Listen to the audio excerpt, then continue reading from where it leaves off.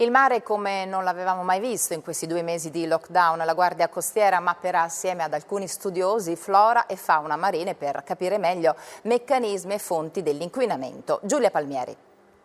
Una tartaruga a largo di Pantelleria, una murena nascosta fra i coralli, gli spruzzi di una balenottera nelle acque dell'Elba. Il mare come forse non l'abbiamo mai visto e le specie marine si riappropriano di profondità e spazi che un tempo erano loro. A disturbarli non ci sono bagnanti, turisti, scarichi industriali, ma solo i sub dei 5 nuclei specializzati della Guardia Costiera. Stiamo effettuando con i nostri subacquei delle immersioni mirate proprio per verificare quali sono state le condizioni che hanno portato in questo momento il mare ha una così ricchezza di varietà. Dal Ministero dell'Ambiente l'incarico di mappare flora e faune marine, censire gli animali tornati lì dove non se ne vedevano più, raccogliere campioni e comparare i dati con quelli pre e post emergenza Covid.